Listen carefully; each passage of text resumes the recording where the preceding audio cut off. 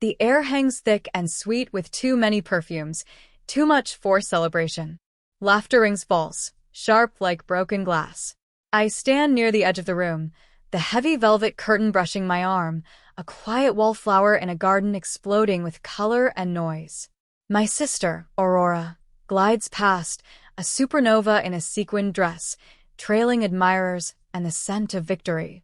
She pauses, her eyes, usually bright with calculated charm, narrow as they land on me. A polite, brittle smile stretches across her lips, but her eyes are ice. She leans in, just close enough for me to hear over the din, her voice a low, venomous whisper meant only for my ears. "Look at you," she purrs, a cruel kindness in her tone. Still standing in corners, still fading into the background. She straightens, her gaze sweeping across the opulent room, across the glittering crowd that seems to orbit her.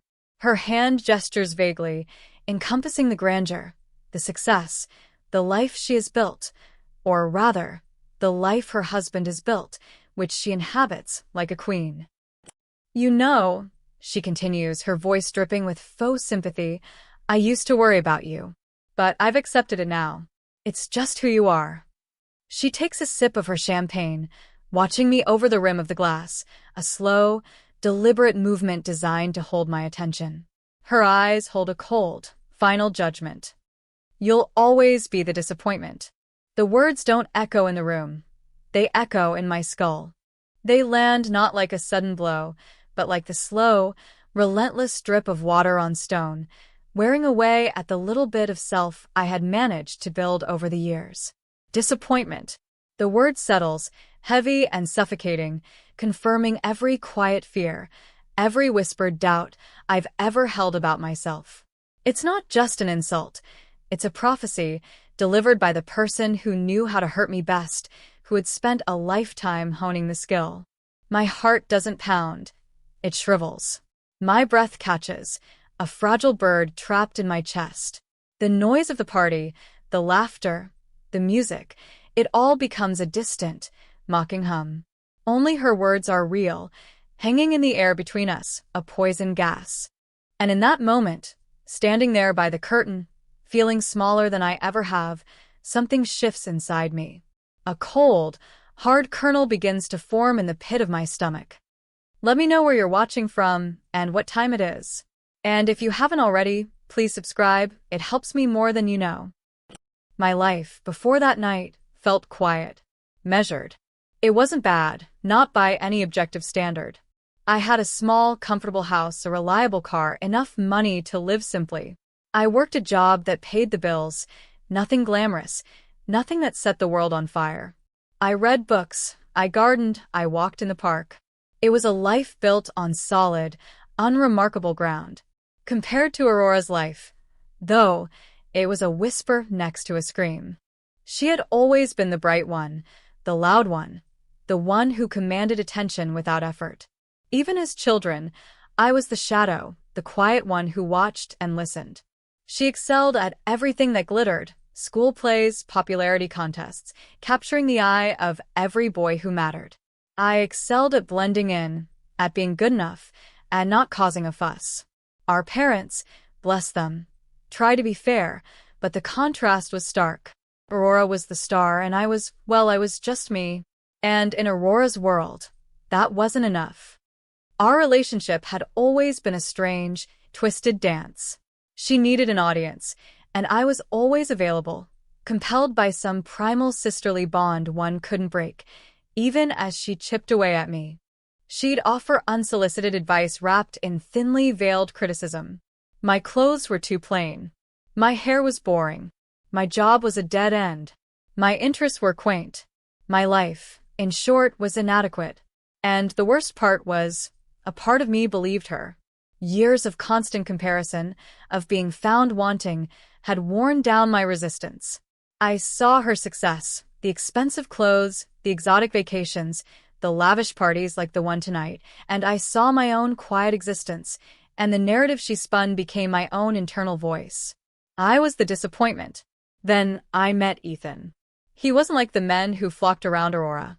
He was quiet too, thoughtful, ambitious in a way that didn't require flashing lights and champagne. He saw me, truly saw me, not as a pale imitation of my sister, but as my own person. He liked my quiet strength, my steady nature, the way I listened. When he started talking about his dreams, his vision for a company built on innovation and trust, I listened. He had the ideas, the drive, the technical know-how. What he lacked was capital. And I, through a strange twist of fate, a small inheritance from a great aunt no one else remembered, had it.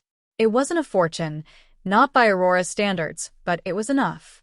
Enough to get his idea off the ground. Ethan, being Ethan, wanted me to be a formal partner, visible and involved. But something held me back. Maybe it was years of feeling inadequate, a fear that if I put my name on something, I would somehow spoil it. Maybe it was the quiet satisfaction of holding this knowledge, this potential, close to my chest. Or maybe it was just easier to remain in the background, a habit ingrained too deeply to shake. So, we agreed.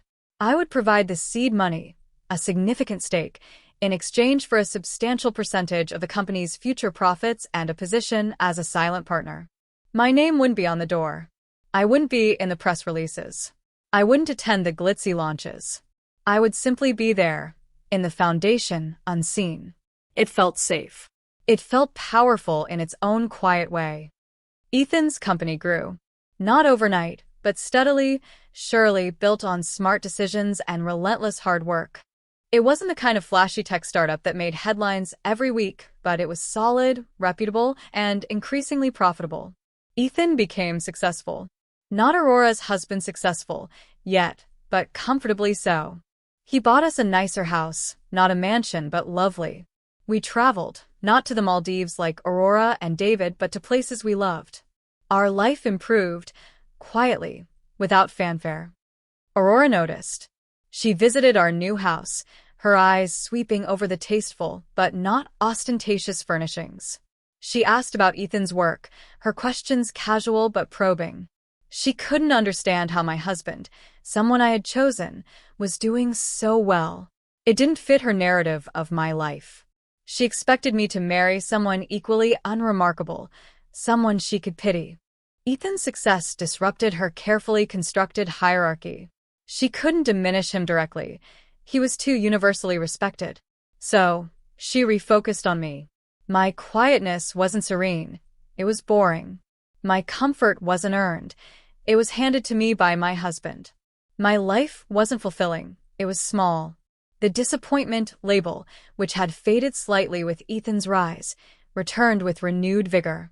It was her way of reasserting her dominance, of reminding me that even if my circumstances had improved, I hadn't. I was still the same old me, the one who didn't shine, the one who would always be less than her. Tonight was the culmination of her efforts. David's company, a much larger, more established firm in a similar industry to Ethan's, was hosting this gala. It was a show of force, a celebration of a major acquisition that solidified their market position. Aurora was in her element, basking in the reflected glory, effortlessly charming everyone, embodying the picture of success she believed was exclusively hers. My quiet presence was a dissonant note in her symphony of triumph. My simple, elegant dress, chosen carefully to feel like me, felt invisible next to her sequined spectacle. Every interaction with her was a microaggression, a subtle dig, a reminder of my perceived insignificance. Until the moment she cornered me by the curtain and delivered the final blow, the words, "You'll always be the disappointment." Standing there, the world a blur around me, I felt the lifetime of her judgments converge into that single phrase. It wasn't just about tonight. It was about every time she'd made me feel small. Every time she'd laughed at my dreams. Every time she dismissed my feelings. Every time she'd implied I was fundamentally lacking. The pain was acute, sharp, but beneath it, something hard and cold was forming. It wasn't just hurt anymore. It was clarity. She didn't just think I was a disappointment. She needed me to be one. Her own sense of self, her own fragile dominance, seemed to require my perpetual failure. And in that moment, I decided I was done playing the part. I looked at her, at the smug satisfaction in her eyes, the way she held her head, the subtle smirk playing on her lips. She looked invincible. She looked like she had won. And for the first time, truly the first time, I didn't feel the automatic surrender. I felt a different kind of quiet settle over me. A stillness that wasn't resignation, but coiled tension. The silent partnership, the secret I had kept hidden, suddenly felt less like a shield and more like a weapon. I hadn't planned to use it this way. I hadn't planned to expose myself, to invite the kind of attention I usually shied away from. But her words had changed the rules of the game. She had drawn a line in the sand, and I found myself standing on the side she never expected. Early struggles? My first struggle was keeping the mask on. After Aurora delivered her verdict and drifted away, I had to remain composed. People circulated. Polite conversations were attempted. My smile felt brittle, fixed. My mind raced, replaying her words, not just the accusation itself, but the absolute conviction behind it. She didn't just say it. She believed it. Deeply. And that belief was the bedrock of our relationship, the unspoken agreement that defined our roles. Dismantling that would shake her to her core. And I realized with a jolt that was both terrifying and exhilarating, it would shake me too. Who was I, if not the quiet disappointment to her shining success? I found Ethan by the bar, talking business with a group of men in expensive suits. He saw me, saw something in my face that made him excuse himself instantly. He came over, his brow furrowed with concern. "Hey," he said softly, his hand finding mine. "Are you okay? You look pale." I squeezed his hand, trying to steady myself. She said it, Ethan. He knew exactly who I meant and exactly what it was. The word hung between us, unspoken but heavy. "The disappointment," he whispered. I nodded, my throat tight. His jaw tightened. He looked across the room, his eyes scanning until they landed on Aurora, still holding court, still radiant and oblivious. A flicker of something crossed his face. Anger, protective instinct. "That's it," he said, his voice low and firm. "I'm saying something. I'm telling them." "No." I stopped him, holding his arm. "Not like that. Not now. Not just a correction. It has to be more." He looked at me, surprised by the steel in my voice. "More? What do you mean?" I looked past him, at Aurora, at the glittering room, at the life she paraded. And I thought about the quiet foundation, the real power that existed unseen. "She used that word to dismiss my entire existence," I said, my voice gaining strength as the idea solidified. "She used it to define me, to cage me. If I'm going to break free, it has to be with something that doesn't just contradict her, but utterly invalidates her premise. Something that shows her how fundamentally wrong she is. How much she didn't see." Ethan waited, watching my face. "The silent partnership," I said, the words feeling foreign and powerful on my tongue. "It's not just about money. It's about control. It's about leverage. It's about the foundation she never knew existed. If we're going to reveal it, it can't be a defense. It has to be an unveiling. At the right time. In the right place. When it will mean the most." My early struggles were navigating this new internal landscape. The quiet resignation I had lived with for so long was being replaced by a cold determination. It was an uncomfortable shift. I felt exposed, vulnerable, even though no one knew my plan. I started paying attention differently. I listened not just to Aurora's veiled insults, but to the conversations around me. I learned more about David's company, about the industry, about the dynamics of power in this world. I talked to Ethan not just about our life, but about the business, about my stake, about how the company actually worked, about David's role within it. He was initially hesitant, protective, worried about what this would do to me. But he also saw the quiet fire that had ignited. He understood that this wasn't just about a petty sibling rivalry. It was about me reclaiming my identity, my worth.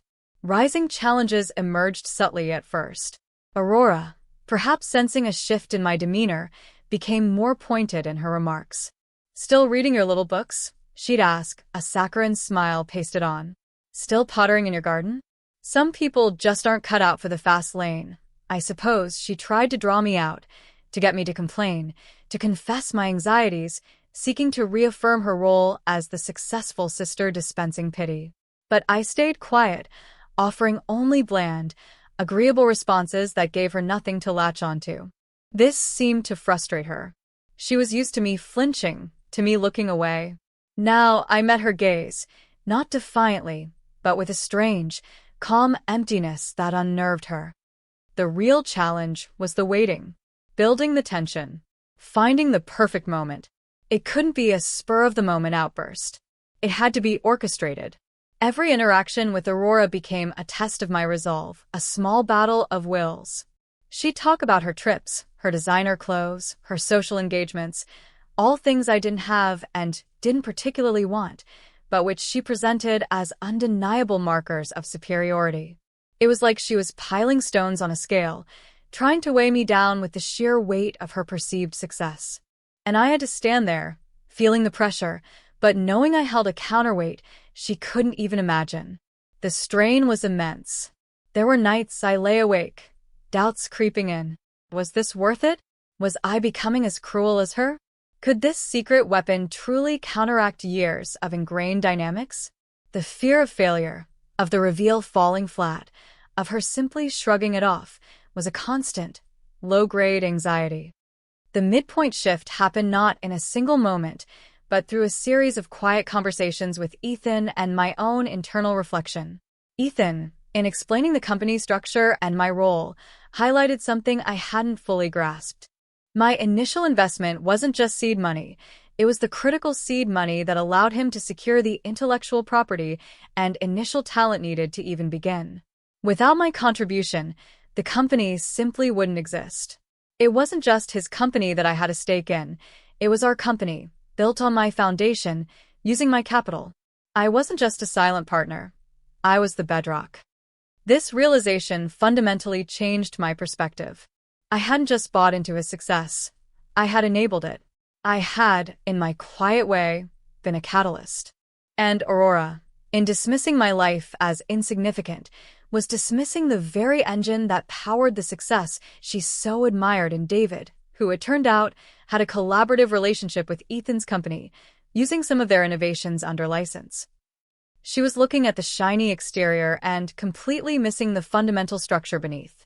Her entire worldview was built on a foundation she didn't know existed, a foundation I had built. The emotional realization was even more profound. I saw that my quietness wasn't a lack of something, but a different way of being. I didn't need the spotlight to have substance. My value wasn't dependent on external validation, especially not hers.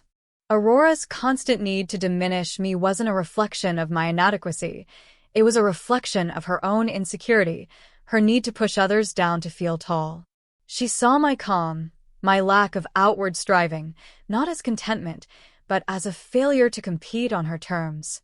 And her fear seemed to be that if I ever did compete, if I ever showed my hand, I would dismantle her world. And suddenly, that fear became my strategy. The deepening crisis arrived unexpectedly. David's company faced a sudden, significant legal challenge regarding their acquisition. It was complex, involving patents and licensing agreements. The news broke, sending ripples through the industry. Suddenly, David's position, and by extension Aurora's gilded life, seemed less stable. This wasn't part of my plan, but it created a new urgency. Ethan explained that his company's continued operation and, crucially, the value of my stake, were also implicitly tied to the resolution of this legal issue. David's company was a major client, a partner. If they went down, it would hurt us too. This crisis put immense pressure on Ethan. He was working around the clock, in urgent consultations with lawyers and industry contacts. He looked stressed, drawn. Our quiet life was invaded by the anxiety of a potential corporate collapse. And through it all, Aurora, bless her oblivious heart, continued her performance. She spoke with feigned concern about David's little hiccup, portraying herself as the stoic wife supporting her brilliant husband through a minor setback. But I saw the frantic energy beneath the surface, the forced smiles, the way she checked her phone constantly. Her security, her status, was tied to David's success, and that success was now teetering. During this crisis, Ethan and I had to make difficult decisions. We had to deploy some of the company's reserves, consider contingency plans, evaluate our legal position regarding the licensing agreements.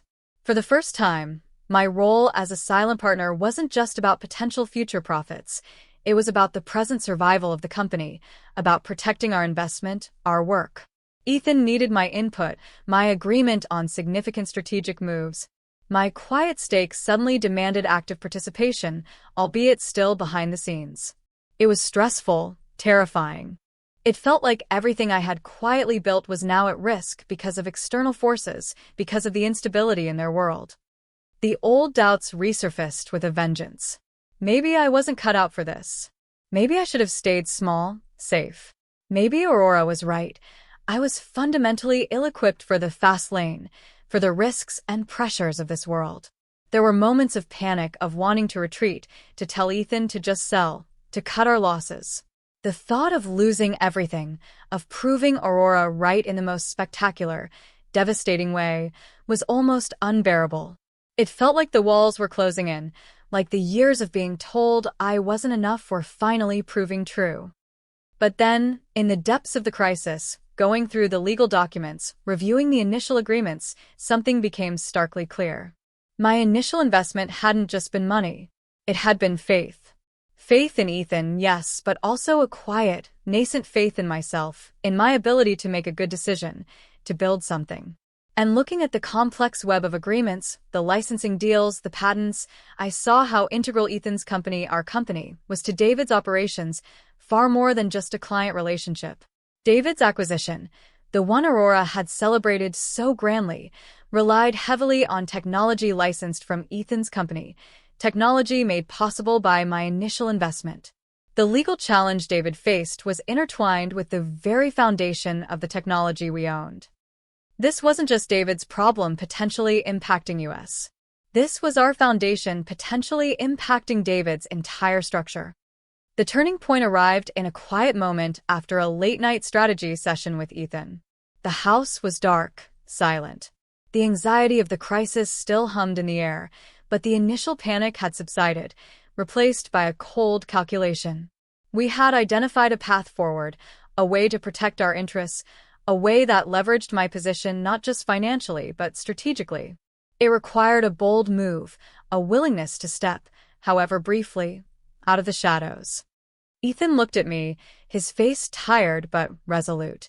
"We have to initiate the clause," he said, referring to a specific part of the licensing agreement that gave us significant power in certain legal scenarios involving the licensed tech. "It's the safest way for us, the best way to protect your investment. But it's going to make things very visible. It's going to bring us into the center of this." Initiating that clause wouldn't just protect our assets. It would put Ethan's company, the company I silently co-owned and founded with my capital, squarely at the heart of the legal battle threatening David's acquisition. It would reveal our critical importance, our leverage. It would force David, and by extension Aurora, to confront the reality of who we were and how much they depended on us, even as they looked down on me. The thought of that visibility, of the inevitable confrontation with Aurora, made my stomach clench. But looking at Ethan, seeing the weight on his shoulders, feeling the quiet strength that had grown within me, I knew I couldn't shrink back. Not anymore. This wasn't just about proving Aurora wrong. It was about protecting what we had built, about securing our future. And if doing that required dismantling her carefully constructed facade of superiority, then so be it.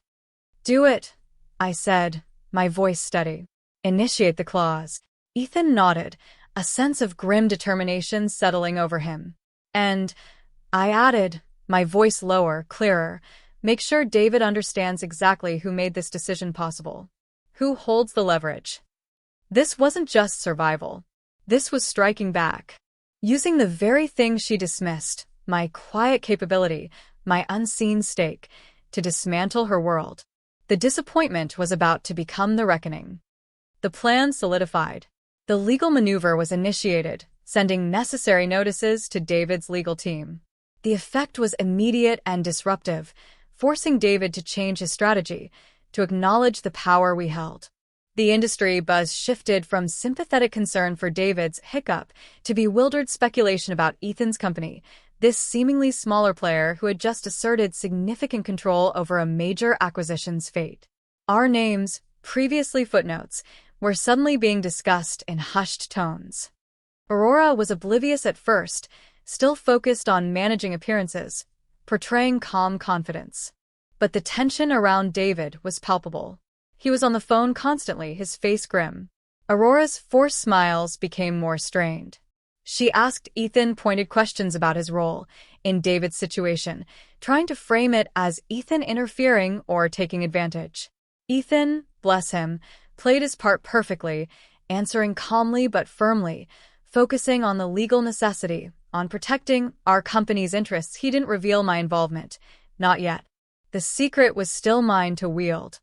The chosen venue for the reveal was another industry event, smaller than the gala, but packed with the same key players, the same crowd that Aurora held court amongst. David was there, looking noticeably less self-assured than usual, surrounded by his legal team. Aurora was by his side, still projecting an aura of effortless superiority, but her eyes darted nervously, her smile was fixed a little too tightly. She saw me enter with Ethan and gave me a curt nod, a dismissive glance that said, "Oh, you're here." Still you. It was the same old script, the same condescension. But tonight, I wasn't wearing the old costume of quiet submission. Ethan and I mingled, engaging in seemingly casual conversation.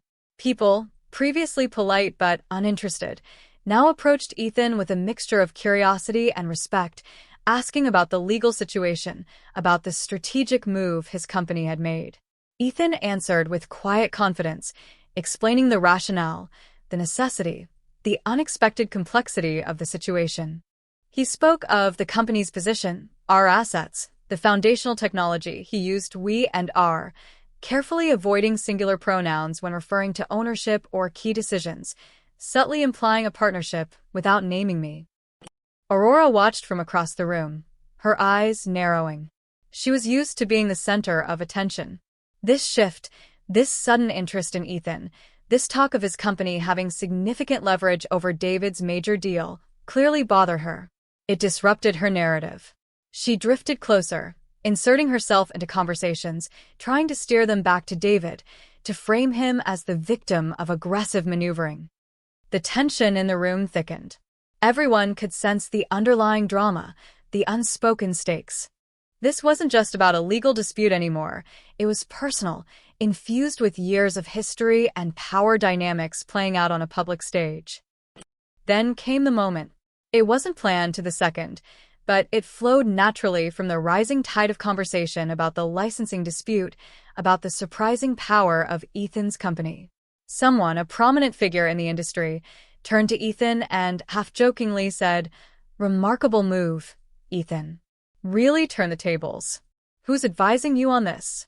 You must have some sharp minds working behind the scenes." Ethan smiled, a slow, deliberate smile that didn't quite reach his eyes. He glanced at me. I gave the smallest, almost imperceptible nod. The air felt electric. Aurora, who had been interjecting comments about the complexity of David's situation, froze, her attention snapping to Ethan. Ethan turned back to the group, his voice clear, carrying just enough to be heard by everyone in the immediate vicinity, which, by now, included Aurora and David, who had moved closer. "Sharp minds, yes," Ethan said. "But more importantly, a sharp vision from the very beginning. You see, our company wasn't just built on technology or hard work. It was built on a foundational investment, a belief in the potential. That investment, that belief, came from my partner." He paused, letting the word hang in the air. Partner. Not employee, not consultant. Partner. The person who asked the question looked around, confused. "Your partner? I thought you were the sole founder." Ethan's gaze shifted from the group to land directly on Aurora, then on David. His expression was calm, almost clinical, but his eyes held an ocean of quiet vindication. Not sole founder, he corrected gently. Majority shareholder and CEO, yes. But the initial capital, the critical funding that secured our patents, that allowed us to hire the talent we needed, that gave us the leverage we hold today, that came from my silent partner. Aurora's eyes widened, a flicker of alarm crossing her face. She glanced at David, then back at Ethan, clearly trying to compute. Silent partner? Who? She knew Ethan didn't come from money. His family was modest. Where could he have gotten significant seed funding? Ethan's voice remained steady, clear. My silent partner is someone who saw the potential when no one else did. Someone who believed in me in the vision. Someone whose quiet strength has been the bedrock of this company from day one. He turned, then fully, and extended his hand towards me. My heart pounded a slow, heavy rhythm. The room seemed to hold its breath. Aurora's eyes followed his gesture, landing on me. Her initial alarm deepened into confusion, then disbelief. Me? It couldn't be me. I was the disappointment. Ethan took my hand, pulling me gently forward, into the edge of the circle. The polite, curious faces turned towards me. Aurora's eyes were wide, fixed on my face, searching for, I don't know what. A confession? A denial? A sign that this was some kind of elaborate joke. Ethan looked directly at Aurora, his voice quiet but carrying the weight of years of unspoken defense of me. My sister-in-law, he said, his gaze unwavering from Aurora's face, thinks my wife is a disappointment. The air sucked out of the room. Every eye was on Aurora. Her face, moments ago radiating confidence, was now a mask of shock, confusion, and dawning horror. David looked equally stunned, glancing between Ethan, me, and Aurora, clearly having no idea this was coming. Ethan held my hand tighter, a silent signal of support and solidarity. What she doesn't know, he continued, his voice calm, deadly quiet, is that the company whose success she measures herself against, the company whose technology is currently vital to her husband's largest acquisition, the company that holds the legal leverage in the very dispute causing him so much trouble was funded, in large part, by my wife. He paused, letting the truth sink in. The silence stretched, thick and heavy. Aurora's face crumpled. The disbelief was warring with a terrible understanding. She looked at me, really looked at me, perhaps for the first time without the filter of her own projection. She saw not the quiet disappointment she had always defined me as, but the woman who had quietly held power she couldn't fathom. Then, Ethan delivered the final, calculated blow, the plot twist that blindsided her completely and revealed the depth of her miscalculation, showing how I won even bigger than she could have imagined. My wife, Ethan said, his voice gaining a subtle, steely edge, isn't just a silent partner. Her initial investment secured a percentage of the company so significant, and the subsequent growth has been so substantial that her personal stake is now larger than mine. She is, effectively, the majority owner of the company that holds the key to David's legal problem. The company that licenses the technology David's acquisition relies on.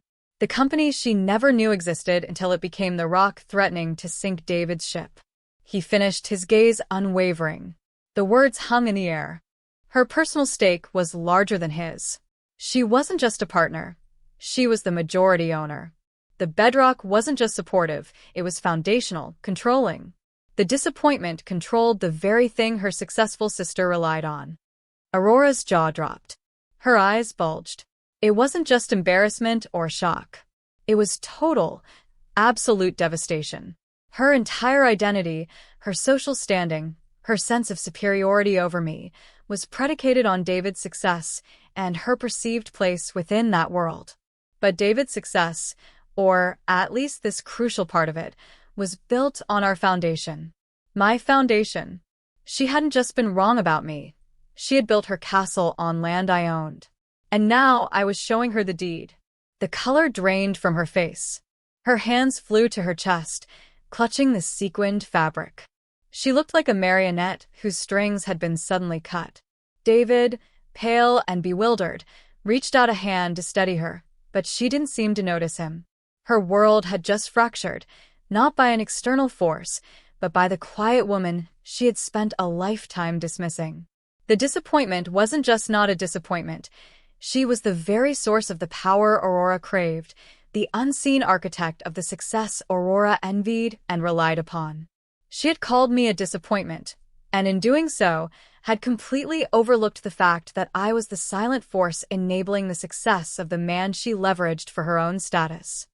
The humiliation, the shock of this reality, that the person she disdained held the reins, was too much. A sound escaped her lips, a choked gasp, and she stumbled back, her eyes wide with disbelief and a raw, exposed vulnerability I had never seen before. She didn't just look surprised, she looked utterly, profoundly broken. The carefully constructed facade of the glittering, successful sister shattered in an instant.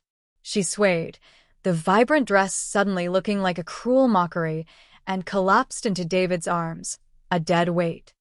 The room erupted in hushed murmurs, in shocked whispers. David struggled to support her, his own face etched with concern and a bewildered dawning of understanding. Aurora was a heap of sequins and humiliation, completely blindsided by the quiet power she had so arrogantly ignored. The aftermath was a strange, quiet chaos. People rushed forward to help Aurora. David, flustered and clearly shaken, murmured apologies and helped carry her out of the room. The party atmosphere evaporated, replaced by stunned silence and buzzing speculation. Ethan and I stood there, hand in hand, in the sudden vacuum she had left. My initial feeling wasn't triumph. It was a hollow ache. Seeing her crumble like that, seeing the absolute destruction in her eyes, wasn't satisfying in the way I thought it might be. There was no joy in her pain, only a profound sadness for the years of misunderstanding, for the twisted dynamic that had brought us to this moment. She had needed me to be small so she could feel big, and I had finally shown her that I wasn't small, and in doing so, had potentially destroyed her. It was a victory, yes, but a heavy one. People approached us then, not with pity or condescension, but with genuine awe and curiosity. Industry veterans I'd only ever seen from afar were shaking Ethan's hand, then turning to me, their eyes filled with newfound respect. They asked questions about the company, about my role, about the strategy. I answered calmly, clearly, explaining the business decisions, the rationale behind the legal maneuver. For the first time, I wasn't invisible. I was seen, not as Aurora's disappointing sister, but as a significant player in this world. Ethan stayed by my side, his presence a quiet strength. He didn't crow, didn't boast. He simply presented the facts, highlighting the company's value, my critical role in its inception and growth. He didn't need to defend me anymore. The reality of the situation was my defense. Later, away from the crowd, in the quiet of our car driving home, the weight of it settled. The years of hurt, the constant need to shrink myself, the pain of being overlooked, it all surfaced. I had won, decisively. But the victory felt bittersweet. I hadn't just proven her wrong. I had irrevocably changed the landscape of our relationship, perhaps destroyed it completely. Was the cost too high? Ethan took my hand. "Are you okay?" he asked softly. I looked out the window at the passing lights. "I don't know," I admitted. "I feel free, and powerful, and incredibly sad." He squeezed my hand. "You didn't do this to her," he said, his voice firm. "You did this for you, and for us. To protect what we built. She brought this on herself, with her cruelty, with her refusal to see you. You simply showed her the truth she refused to acknowledge." He was right. I hadn't set out to destroy her. I had set out to stop her from destroying me, from defining me, from trapping me in the box she had built for me. The silent partnership wasn't a weapon I forged for revenge. It was the quiet truth of my capability, my strength, my foresight. And when she attacked me, when she called me the ultimate disappointment, I simply revealed the truth. The fact that the truth shattered her was a consequence of her own delusion, not my malice. Over the next few days, the news spread like wildfire. The quiet woman, the sister who was always in the background, was actually the majority owner of the company holding significant leverage over a major corporate acquisition. The story wasn't just about business. It was about power, about perception, about underestimation. It was about the quiet force that could move mountains while no one was watching. My phone rang constantly, calls from people I barely knew, invitations to events, requests for interviews I mostly declined. The anonymity I had cherished was gone. But with its loss came a strange, new freedom. I no longer had to pretend to be less than I was. Aurora didn't call. Our parents were bewildered, caught in the middle. They had never fully understood the depth of the tension between us, or the scale of my quiet life. Now, faced with the undeniable reality of my success, they were at a loss. David's legal situation was complicated. My leverage wasn't used to destroy him, but to negotiate terms that were favorable to our company, protecting our technology and ensuring our continued growth. It was a business decision, made with a clear head, not driven by personal animosity towards him. He was a pawn in Aurora's game of status, just as I had been. The quiet house felt different now. It wasn't just a haven from the outside world. It was the center of my own world, a world I had built, quietly, patiently. I still gardened, I still read. But now I also had board meetings, strategic discussions, decisions that impacted livelihoods. It was more complex, more demanding, but also more fulfilling. I saw Aurora a few times after that, at family gatherings that were now fraught with unspoken tension. She was subdued, quieter. The glitter was gone, replaced by a haunted look. She didn't make cutting remarks. She barely spoke to me. Her collapse wasn't just a momentary physical reaction. It was the collapse of her identity, the loss of the stage she had dominated for so long. I felt no urge to gloat, no desire for further confrontation. There was nothing left to say. The truth had been revealed, the score settled in a way neither of us could have anticipated. Being the silent partner had given me power. Being forced to reveal it had given me freedom. The disappointment, it turned out, was capable of building empires while the shining star was too busy looking at her own reflection to see who was holding the sky up. And in the end, that quiet strength was louder than any shout, more powerful than any put-down, and more satisfying than I could have ever imagined, even with the lingering sadness of a sister lost to her own illusions. If this story hit close to home, I'd love to hear your version.